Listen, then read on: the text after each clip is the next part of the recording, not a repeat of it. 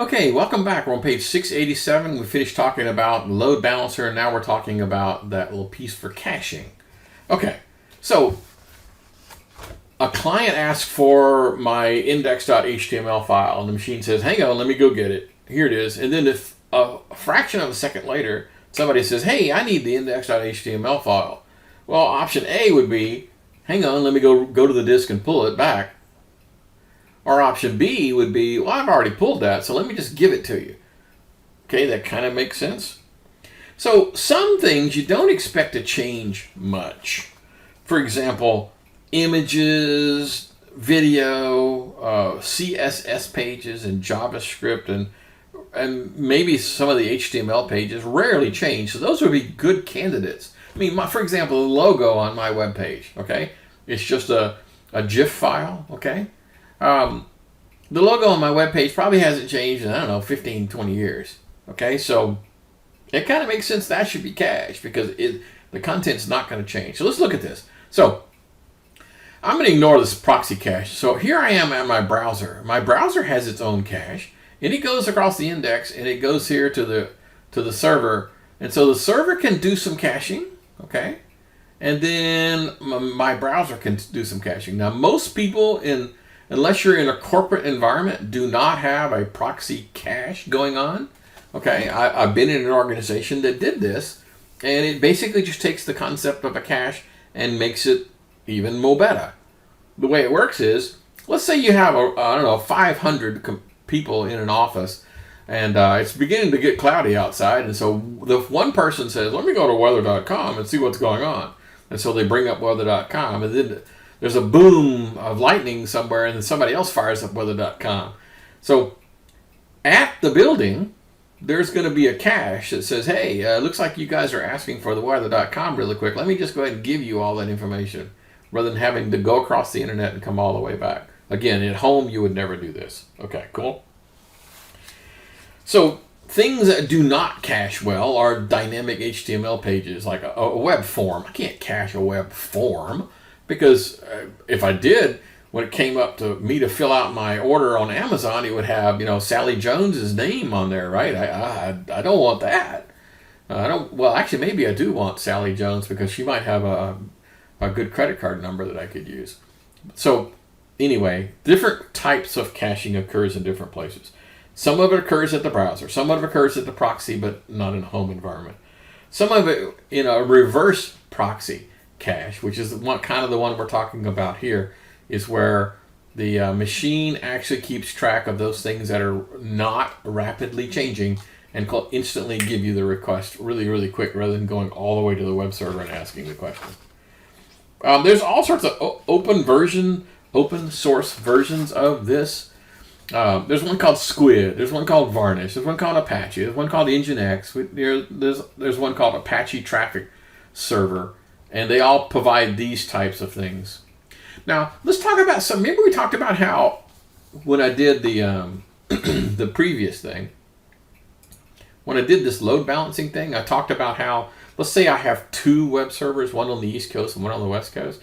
And so when a request comes in, it forwards it to the one that's closest to me. Isn't that kind of cool? Okay. Some people have taken this to the extreme, and it's called Content Delivery Networks, CDN. The classic examples of a CDN is Netflix. Okay, Netflix does not have just one giant server. Okay, that would be dumb. They have them scattered all over. And so when you make a request for a movie or a TV show or something, it's going to go to a machine that's physically close to you. Okay, now here's the weird part of this story, all right? So, let's say I'm AT&T or Sprint or somebody who runs the long haul internet stuff, and Netflix comes to me and says, "Hey, look, I'd like to put a Netflix server in your server room." And you go, "No, we don't do that. I mean, come on, we're a communications company. We're an internet service provider. We're not going to allow a third party to come in and install a server."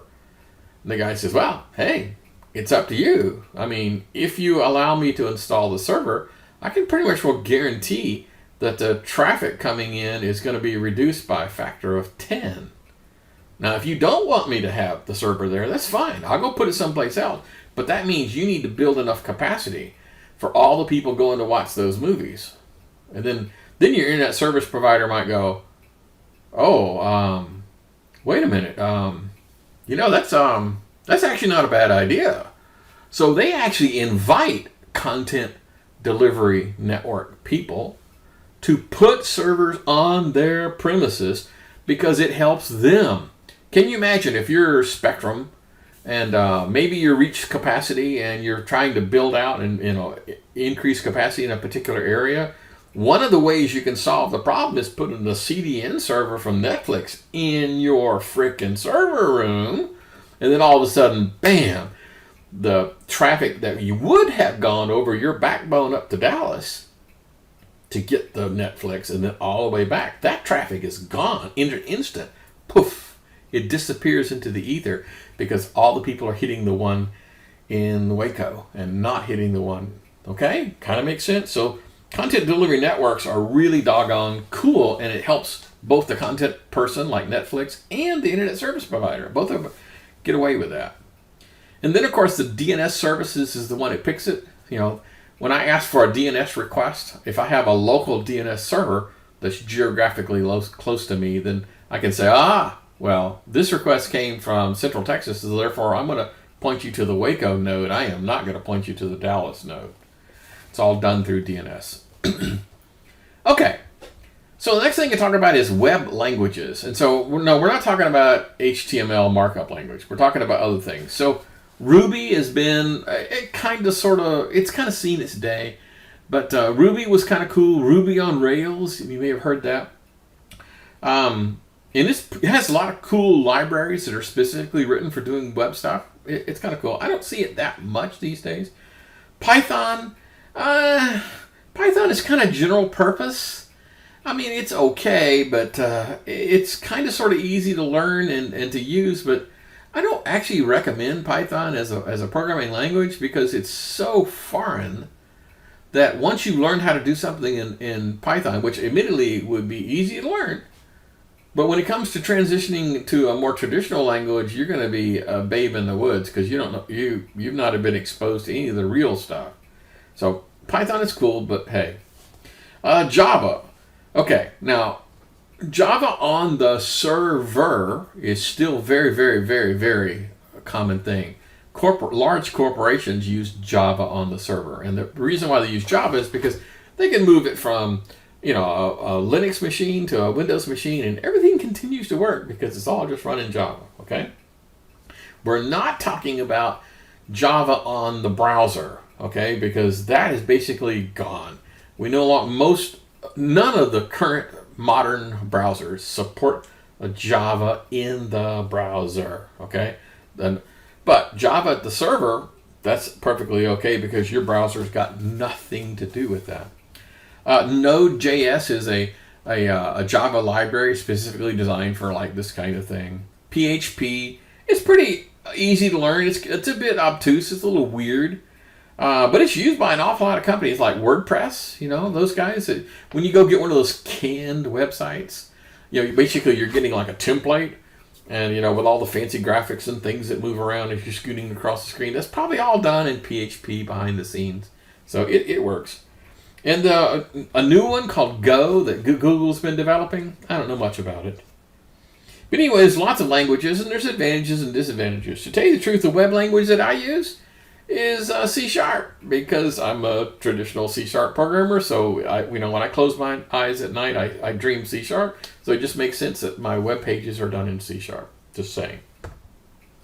Okay. The next thing I talk about on 692 is the APIs, the application programming interfaces. So this is all about how a web application has to be able to talk to the operating system or talk to a bunch of libraries. So there's one called the JavaScript Object Notation, JSON. So JSON is sort of like an API where if I want to save data or transfer data back and forth, I might encode it in JSON. Representational state transfer, REST. REST is another technique for passing data from one. I'm not getting into the details. This is not a programming class, but a RESTful application is one that uses REST as a model for communicating back and forth. Okay. And then Simple Object Access Protocol, SOAP, is another one for how do I bundle up complex things and send them across the wire and have the other end figure out what the heck it was and then disassemble it. Sort of like a zip file kind of a thing. You know, I send you something and you should be able to figure out what it is. SOAP. Okay, we talked about web hosting in the cloud when we talked about cloud computing, but on 694, this is like most of the time it's going to be platform as a service, which means I do not get to reboot the server. Okay, when I go to my website, I can't say, hey man, could you guys reboot? It's going to be no. There's 40 other people on this server. You can't reboot. So it's platform as a service, which means once I pick my service, I picked Microsoft IIS, Internet Information Service. I didn't pick the Linux route. So I don't get to control that. I don't get to turn it off and turn it on. I don't get to reboot the server. Right? Cool. All right. So I don't deal with the infrastructure pieces at all. There's a thing called a serverless web application. And you probably have seen this. It's sort of like a web page or a PHP web page that actually is a file on your machine. Let me give you an example that I've had just recently. So you buy a brand new HP printer that's got one of those cool little scanners and, fax machines and, makes toast, does everything, okay? It comes with a little application that you use to, scan something or fax something or do whatever. That little application that pops up inside my Windows is actually a web application. It's a local web application. Kind of cool. There's a couple of companies that have been trying to do this for quite some time, and the idea is that they're kind of universal. Like, the whole concept of like the Java was originally that you write this once and it'll work everywhere kind of a thing. So yes, that's kind of what they're after. So the web configuration for an HP printer is probably done with a serverless web application. Okay, command line client. So in the Linux world, since we haven't gotten to the point where we're installing the workstation with the graphical user interface, we're kind of stuck with a command line style browser. There's a lot to choose from, but I actually prefer one called W3M. So you would do a sudo apt-get install W3M, and then you just type W3M, point it to wherever you want, and you get a fairly decent representation. Now, it's not going to have the graphics, obviously. So, for example, if I go back to here, I've got a cool little rotating doodad over here, and I've got some background, and I've got some cool little buttons that that are dynamic. When you hover over them, they change. All right, none of that's going to be there. What you're going to see is this basically with all the graphics turned off. So this becomes a list of bullets. And all this stuff is going to be below it. All the content is going to be there. It's just not going to look like that. Okay. On page 696 is where you're going to be installing the Apache. We are actually going to ask you in an upcoming assignment to install the Apache and to get it up and running. I'm going to give you the contents of a website, and then you just use Apache to make it work. Okay. So that would be no different. It'd be sudo apt-get install, and then Apache 2, because that's the name of the thing that we're actually trying to get. There's some configuration files on page 698 that talk about all the things you have to do to Apache to get it to work. And here's some of the stuff that has to happen. But we're coming up on the 15-minute mark, so you know how this works.